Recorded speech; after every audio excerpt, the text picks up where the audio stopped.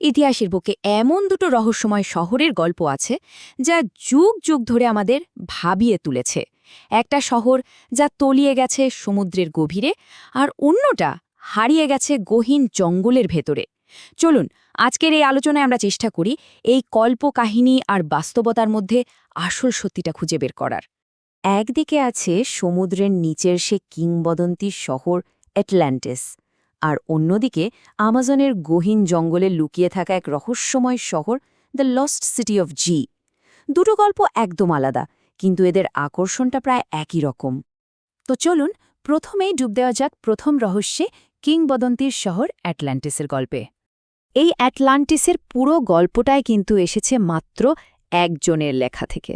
তিনি হলেন গ্রিক দার্শনিক প্লেটো।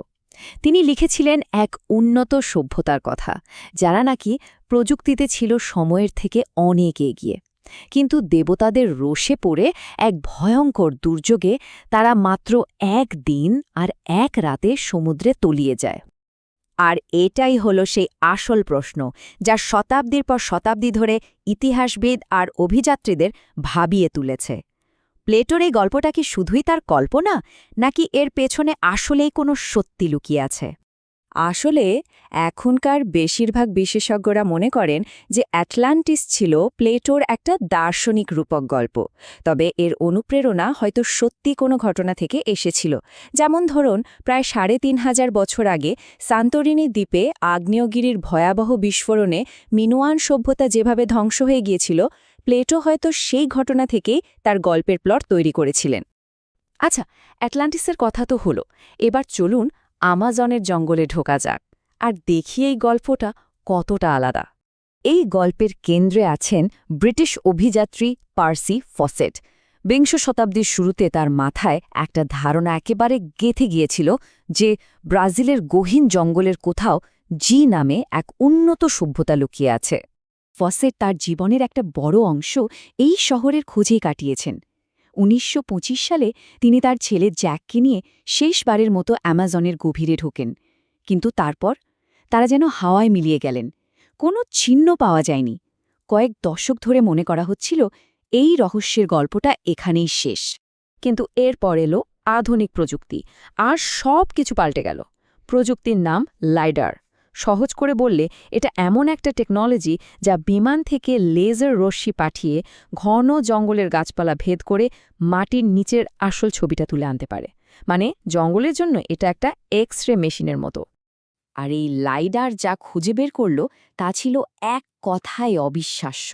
অ্যামাজনের নিচে বেরিয়ে এলো বিশাল বিশাল সব প্রাচীন শহরের ধ্বংসাবশেষ। এটা প্রমাণ করে দিল যে ফসেটের ধারণাটা কোনো কল্পনা ছিল না। কুহিকুগুর মতো একটা জায়গায় প্রায় ৫০,০০০ মানুষের থাকার প্রমাণ পাওয়া গেছে, যেখানে চওড়া রাস্তা আর দারুণ সব নগর পরিকল্পনা ছিল। তো এবার সময় এসেছে প্রমাণের ভিত্তিতে এই দুটো কিংবদন্তি শহরকে মুখোমুখি দাঁড় করানোর। একদিকে কিংবদন্তি, অন্যদিকে বাস্তব প্রমাণ। এই টেবিলটা দেখলেই কিন্তু ব্যাপারটা অনেকটা পরিষ্কার হয়ে যায়। অ্যাটলান্টিসের উৎস কি? প্লেটোর লেখা, মানে সাহিত্য। আর জি শহরের উৎস একজন অভিযাত্রীর ডায়েরি, তার বাস্তব অভিজ্ঞতা। আর এখন তো এর পক্ষে শক্তিশালী প্রত্নতাত্ত্বিক প্রমাণও মিলছে। তাহলে এত সব তথ্য প্রমাণের পর আমরা কোন সিদ্ধান্তে আসতে পারি? অ্যাটলান্টিসের ক্ষেত্রে সত্যি বলতে এর বাস্তব অস্তিত্ব থাকার সম্ভাবনা প্রায়ই নেই বললেই চলে। এটা ৯৫% একটা দার্শনিক কল্পকাহিনী বা মিথ হওয়ার সম্ভাবনা।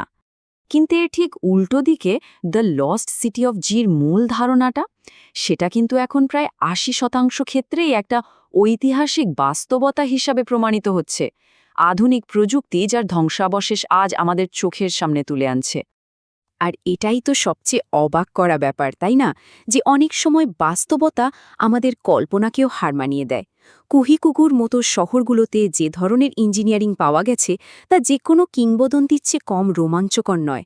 ভাবুন তো, হাজার হাজার মানুষের জন্য রাস্তা আর জলের ব্যবস্থা সত্যিই অবিশ্বাস্য। এই দুটো গল্প আমাদের অজানাকে জানার সেই চিরন্তন আগ্রহের কথাই মনে করিয়ে দেয়। একদিকে অ্যাটলান্টিস আমাদের শেখায় আমরা প্রকৃতির কাছে কতটা ক্ষুদ্র, আর অন্যদিকে লস্ট সিটি অফ জি আমাদের দেখায় যে পৃথিবীর সব রহস্য এখনও সমাধান হয়নি। প্রশ্ন হল, এরপর আর কোন হারানো পৃথিবী আমাদের জন্য অপেক্ষা করছে?